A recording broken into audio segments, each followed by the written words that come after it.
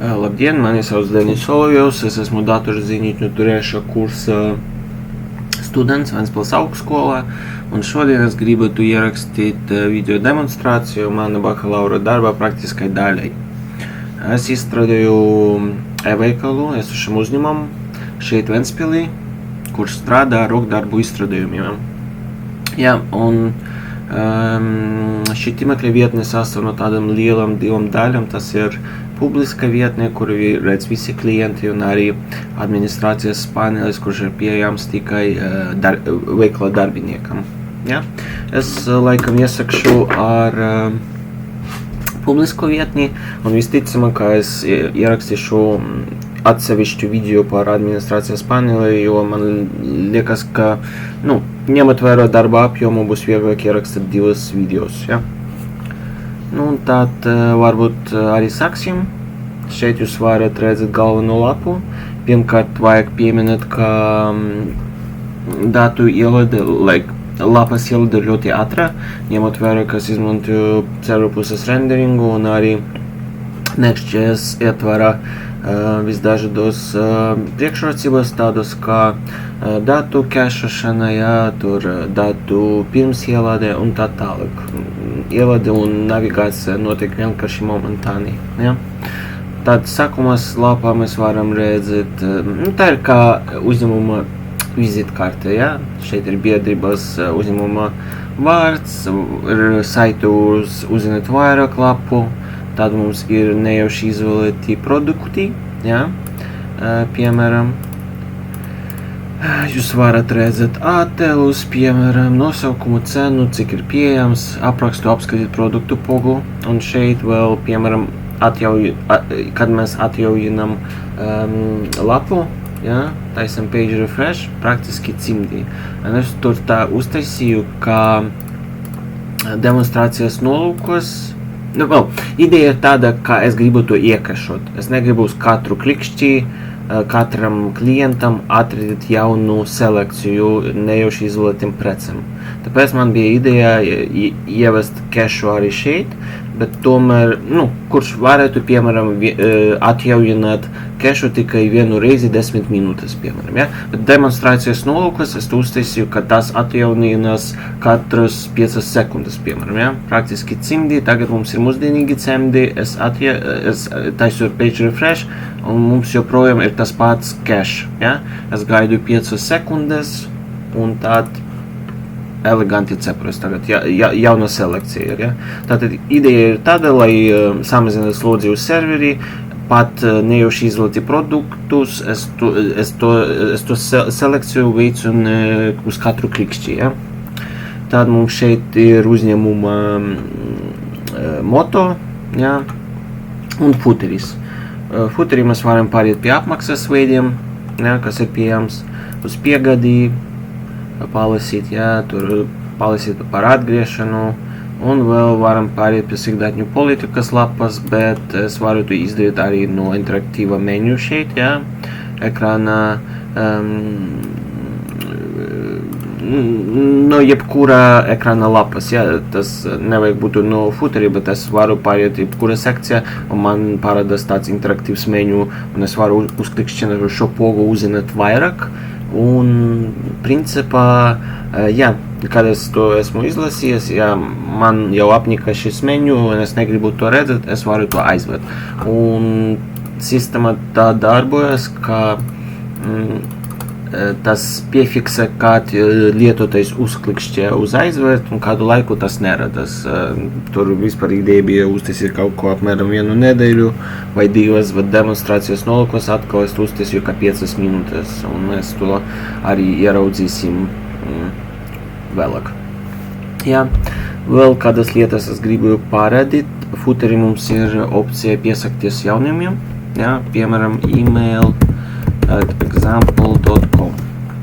Es varu tā izdarīt, piesakties, un mēs esam pierakstījāmies. Un tagad, ja es mēģināšu to izdarīt vēl vienu reizi, tad man būs kļūda. Jo sistēmā mēs esam jau reģistrēti, un tā. Nākamā lieta, ko es gribu parādīt, tas ir lokalizācija, ir pieejami dažādas valodas, pieejamas, un tas ir latviešu un angļu valoda. Pamainot valodu mums viss mainās, viss kontents. Un arī vēl ir tāda lieta, ka es varu izmantot to pašu e-mailu šai gadījumā, un tad man būs notifikācija tāda, ka mana valoda bija mainīta sistēma. Tātad sistēma ņem vērā izvēlēto lokāli un atkarībā no tā to piefiksē, un tad, kad mums būs, piemēram, jauns jaunums un vajadzēs to izsūtīt klientam ziņu, tad sistēmā mums ir tāda opcija, ka mēs varam to ņemt vērā, un attiecīgi tā arī notiek sistēma, kad mēs sūtam kādus e-vēstules lietotājiem, mēs ņemam vērā tos visus lokalizācijas, ja? Vai, piemēram, kad mums ir jauns pasūtījums, tad mēs skatāmies, kura valoda tas bija izdarīts, un tad attiecīgi aizsūtam attiecīgo e-vēstuli lietotājiem attiecīgai valodai, ja? Tad es varu, piemēram, atgriezties uz latviešu valodas versiju saitam, un tad šeit atkal pamainīt uz latviešu valodu, bet ja es mēģināšu to izdarīt vēl vienreiz, tad, jūs jau esat pierakstījies, ja? Tas tā strādā, un tad attiecīgi varu pārādīt, kā pārējot uz šiem lapām, tie arī atspoguļo pareizi visu arī izvēlētajā valodā, ja? Un mums vēl ir papildus lapos, publiskā tīmekļi, šeit, piemēram, About Us vai latviešu valoda, tas būs par mums, un kontakti attiecīgi angļu valoda, tas būs kontakts, ja? Un vēl, kas mums ir, tas ir news, jeb ziņas, ja? Mēs varam pārlūkot saturu, ja pārāk daudz ziņu, tad mums ir tā poga load more, citas ziņas, ja? Un tad visvecākās ziņas ir pašā lejā, visjaunākās ziņas ir pašā augšā. Mēs to vēl redzēsim, kad pievienosim to visu klāt administrācijas panelī. Tad mēs varam pāriet pie kādas ziņas, un attiecīgi mums viss arī šeit mainās. Ja? Kas ir svarīgi, ka ne tikai galvenais kontents mainās, ja, piemēram, bet arī visa metainformācija un altāgi un tā tālāk. Šai gadī tas ir vienkārši apraksts, ja, bet, piemēram, mēs to varam arī inspektēt pašā Chrome DevTools, ja. Ne tikai kontents, bet arī metainformācija, piemēram, šeit bloka head, ja. Mums šeit, ja, tas viss mainās, piemēram, mēs mainām valodu, mums tas mainās, ja, piemēram, mēs varam pāriet pie kontaktiem, mums ir kontakti, izmainot valodu, mums ir kontakts, ir divi noliki visam šim lietam. Pirmais tas ir, ka tā mēs varam uzlabot meklētāju programmu optimizāciju, un otrkārt tas ir tāpēc, ka tas palīdz cilvēkiem ar ierobežotiem kādam iespējām, varbūt ierobežota redze, ja? Un tad viņi varēs izmantot tā sauktu screenreaderus, ja? Lai attiecīgi redzētu to kontentu un pielāgot to pie valodas, ja? Un tas notiek ne tikai, piemēram, kas jau pateicu metainformācija, bet arī pārējot pie kādā attēla. Mums ir alternatīvi apraksti, un tas arī ņem vērā izvēlētu valodu. Ja? Mēs to arī redzam, piemēram, ka mēs iedodam to attēlu pie galerijas, un tad attiecīgi redzam un glābējam arī datu bāzi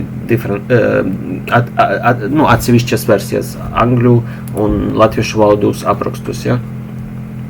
Tā, es domāju, ka šajā posmā mēs tagad varam pāriet pie veikala laikam, ja?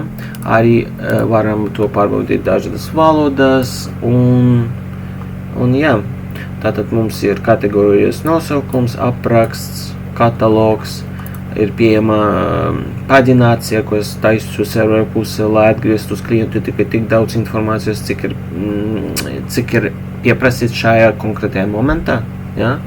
Tāpēc, ka tas ļaus mums samazināt izējošo trafiku, un kas sekmē no samazināta trafika, mēs arī maksāsim mazāk. Piemēram, kad mēs izvērtīsim savu sistēmu kaut kur tur AWS vai Azure vai kaut kāda cita mākoņu platforma, ja? Tā, ja kāds produkts nav nolikt, tad mēs to nevaram pievienot klāt, kad ir pieejams, mēs to varam pievienot klāt, piemēram, +1, +2, jā. Varam atgriezties, varam arī kārtot pēc jauna, kā veca, kā pēc cenas uz augšu, piemēram, jā. Šeit viz augsts, kā vai ar cenu uz leju. Šeit ir viz zema, kā uz pirmas lapas ir visaugstākā cena. Un tad attiecīgi varam kārtot pēc kategorijas, kādas cepures, cimdi, zeķes, un tā tālāk, jā. Tad, kas vēl, es varu pāriet pie kāda produktā, jā. Šeit varu redzēt pašu produktu, atkal ir galerija, jā, mēs to varam skatīties, varam aizvērt. Informācija par kategoriju, varam pāriet pie kategorijas atpakaļ vai uz galveno lapu. Varam izlasīt nosaukumu, cenu, aprakstu, cik daudz ir pieejams, jā, dalīties, varam arī sociālajos tīklos, piemēram, Telegramā, jā. Un tad mums ir līdzīgi produktu sekcija, un šeit vajag pateikt, ka tie ir arī nejauši izvēlēti, un arī izmantoja kešēšanu, jā, lai optimizētu visu. Un vēl arī ir tāda lieta, ka, protams, ka ja mēs atradamies pašlaik cimdu kategorijā, tad mums šeit ir priekšrocība cimdiem, jā. Pie tiem cimdiem, kuri ir pieejami, jā. Tas ir algoritms, bet tajā pašā laikā, ja ir nepietiekami daudz produktu šajā kategorijā, tad mēs izvēlēsimies arī produktus no citām kategorijām. Piemēram, es varu pāriet pie cepurēm un apskatīt.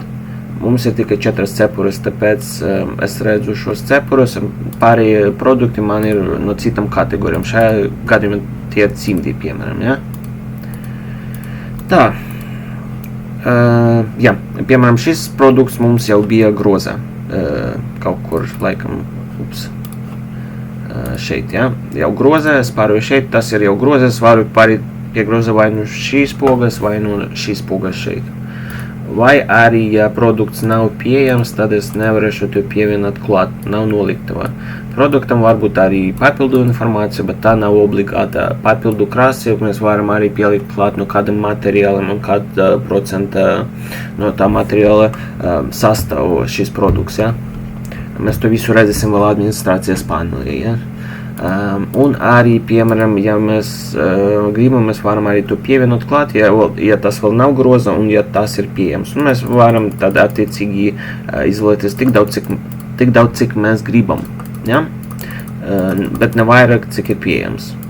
Piemēram, 3 + 2 būs 5 šeit. Ja? Jau groza, lieliski. Tā, ko vēl es gribu parādīt, tas ir satura pārlūkošana, mēs varam meklēt produktus, jā, vai, piemēram, cepures, ja kaut kas nav pieejams, mēs to uzreiz varam redzēt, mēs varam pārskatīt arī ziņas, jā, tur it kā bija LV title, jā, bet mainot valodu, piemēram, jā, mēs vairs nevaram tur atrast cimdes, mums vajag rakstīt angļu valodas versijas, nosaukumam, jā, tagad viss strādā.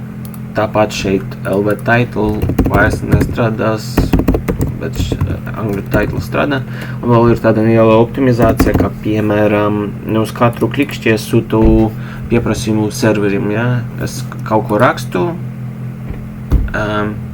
es vairs nerakstu, pāriet 300 milisekundes un tikai tad tas pieprasījums aiziet. Piemēram, es rakstu, angļu valodā, rakstu un tikai pēc tā, kā es pabeidzu rakstīt, pāriet 300 milisekundes, un tāda veidā es varu samazināt to slodzi serverim atkal, ja?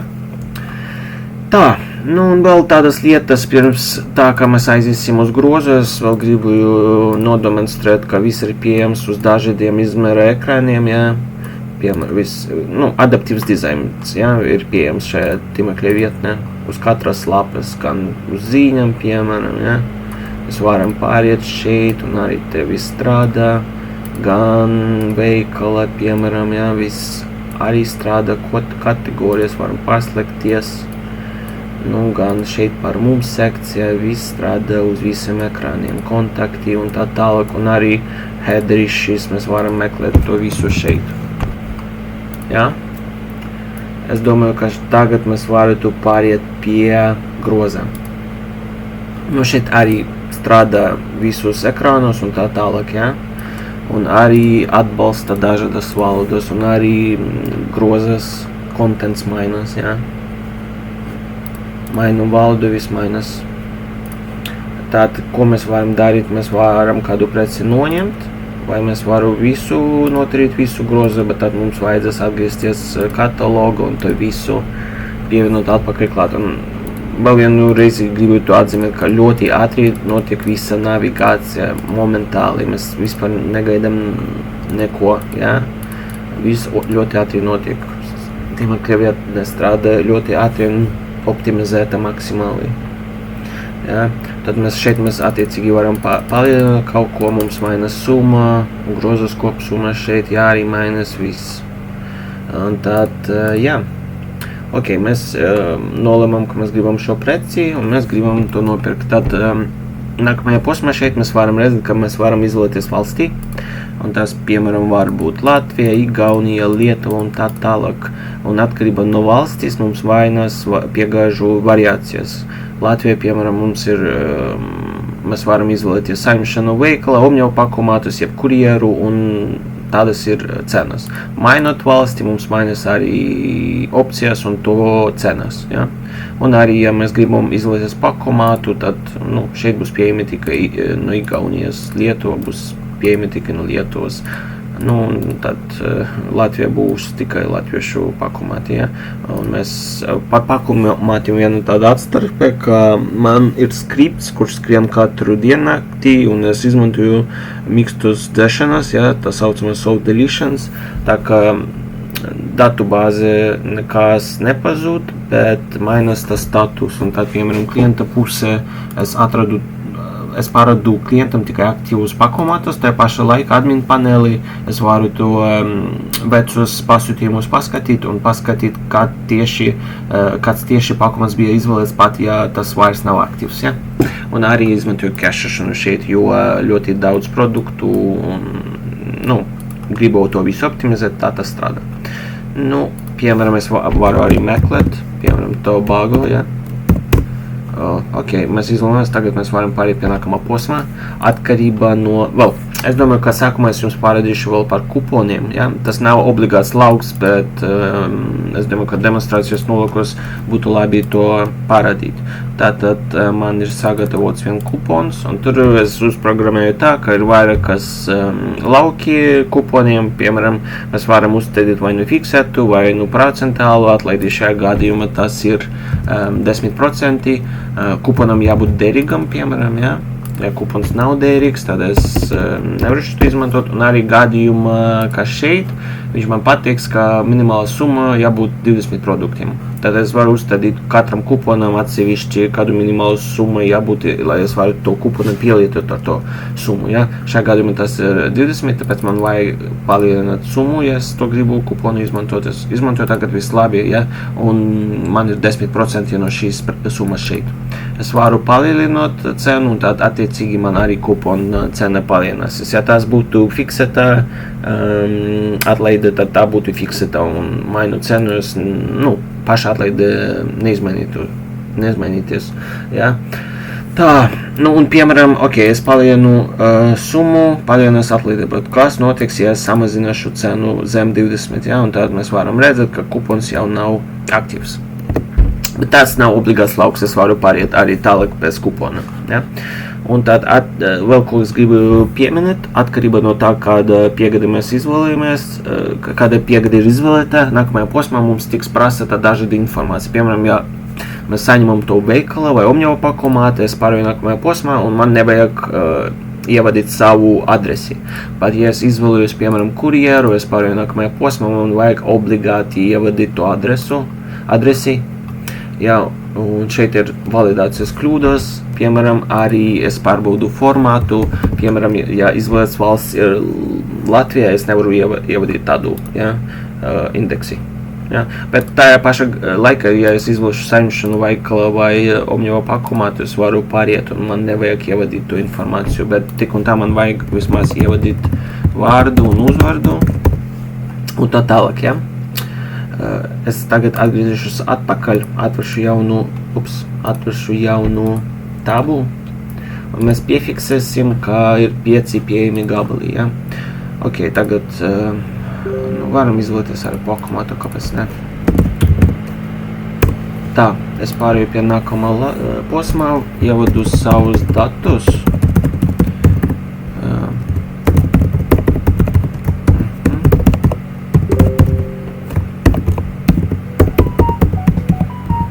Jā, un tagad es varu pāriet, un mēs gaidām, mums atverēs maksājuma lapa.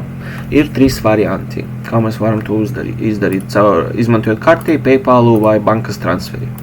Un vēl ir tāda lieta, ka es pārdomāju rezervācijas sistēmu precēm. Varbūt tāda situācija, ka mums ir pieejama tikai viena prece un 2 cilvēki mēģina to izvēlēties vienlaicīgi. Ja? Tāpēc es rezervēju preces vēl paša inicializācijas momentā, pirms tā momentā, kad es par to esmu samaksājis.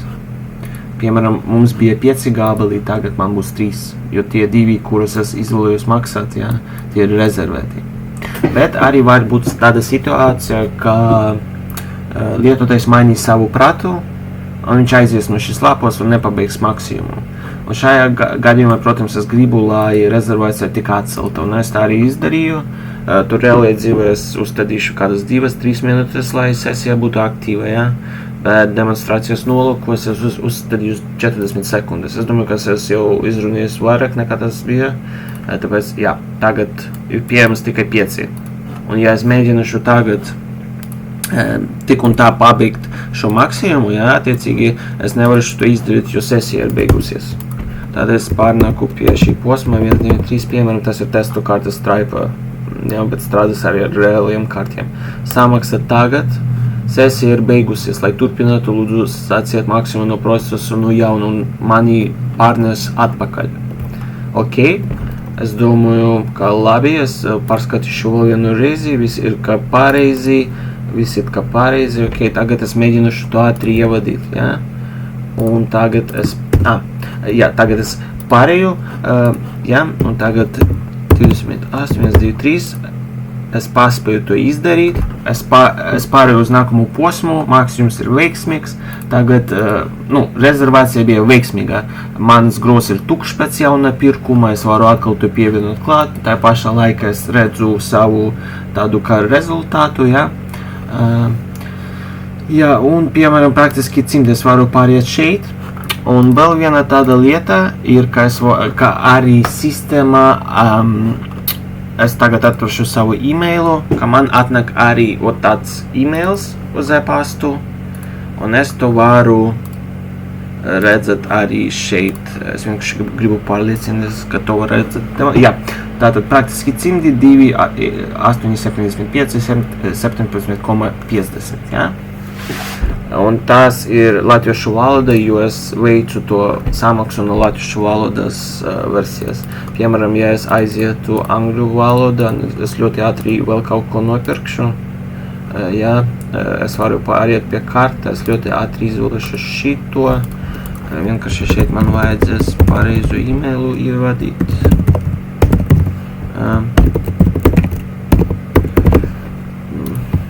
Tā. Tagad es pārēju šeit. Un taisu šito. Tad, jā. Un es pārēju nākamajā posmā. Izvēlējos. Man viss ir angliski. Un tagad, ja es atveršu savu... atkal tad, lai nodemonstrētu, tagad bija 3, tagad 2, rezervācija bija veiksmīga, tā nav atcelta, viss saglabās, kā ir, bet tajā pašā laikā es varu pāriet pie sava e-maila, ja? Un tagad apstiprinājums man ir angļu valoda, ja? Principā tā arī strādā. Es domāju, ka laikam 95% no publiskas vietnes es visu jau nodemonstrēju, tur vēl varbūt ir tādas nelielas lietas, ko varētu pieminēt klāt, ir kādas, tādas lietas, kuras var, protams, vēl uzlabot, piestrādāt pie dizaina, bet plus mīnus tā strādā. Es domāju, ka video jau ir 24 minūtes, tas ir par ilgu. Es tagad pabeigšu, bet es ierakstīšu atsevišķu video tieši administrācijas panelī, ok? Paldies, ka skatījāties manu demonstrāciju, es ceru, ka jums tas patika. Paldies, visu labu!